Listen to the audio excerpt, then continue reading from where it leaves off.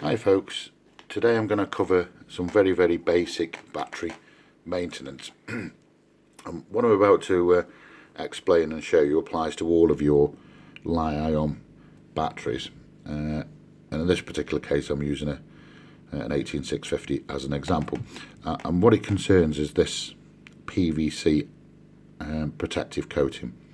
It's very easily damaged, and if it becomes damaged, the internal metalwork of the battery excuse me, may become exposed, and if that happens it creates a very real risk of several problems, not least a short circuit, and a short circuit within a device that you may be happening to use this battery is the last thing that you want.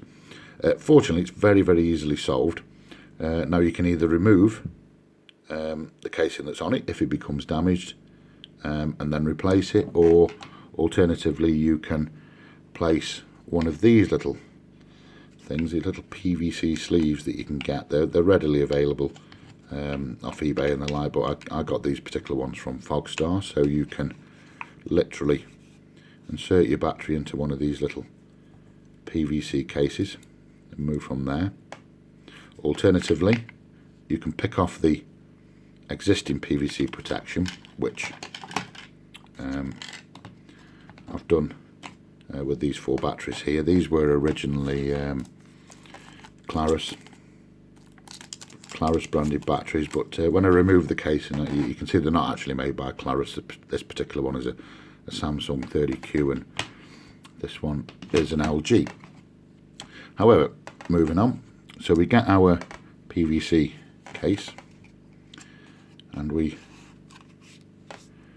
pop our battery in there like that, and what we've got to do, I don't know how well you can see this on the camera, I'm now looking at each end to judge how much of a lip this is likely to create, and you've got to be a little bit more careful on the top here, because I've got to cover this kind of metal edge that we can kind of see in there, so I tend to make sure that if anything there's a bit more available on the top, and probably the bare minimum on the bottom there. And once I've kind of happy with how I've got that on, you can use, I suppose at a push you could use a cigarette lighter, but I wouldn't recommend it. You could use a hairdryer if you want, or ideally, as I've got here, a heat gun. And if you're using a heat gun, I'd certainly recommend using one of those if possible. You certainly don't need it on high. I'm going to use this one on medium in a moment, but obviously some common sense precautions before you start messing about with heat guns or lighters, that type of thing. Don't burn yourself, and don't heat these batteries up too much. Be a little bit gentle with them. So I'll pop my heat gun on, and literally I'll just take it off now and just show you. There you can see now how it's instantly shrunk on both ends of our battery with a absolutely perfect fit on both ends. And I always do these 2 ends first, because if you muck it up, then I can take it off and start again. And the next step now is for the rest of the body of the battery.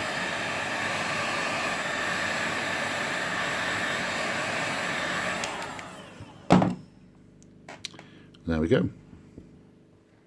That is literally it, and you can see how absolutely perfectly and easily that has resealed that battery for me. I'll show you again. So we circle these things apart like that. Where did that one roll off to? Yeah. I'm going to put my LG battery in there. You see all these horrible wrinkles and these seams there, they'll go in the moment. A little bit too much there. Remember again, we've got to just get that top just right, with possibly the bare minimum on the bottom. and I'll pop my heat gun on again on medium. Pause. So quick and instantly it's doing that. Same on the top.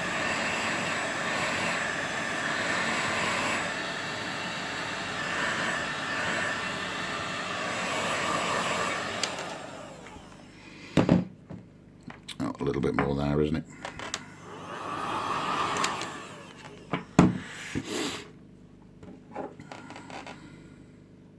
There we go.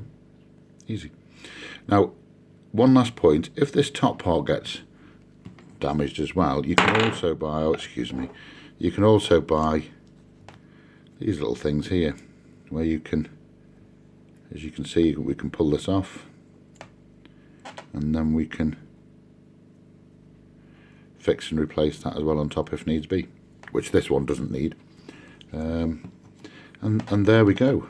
How to keep your 18650s in good order. Thanks very much, folks.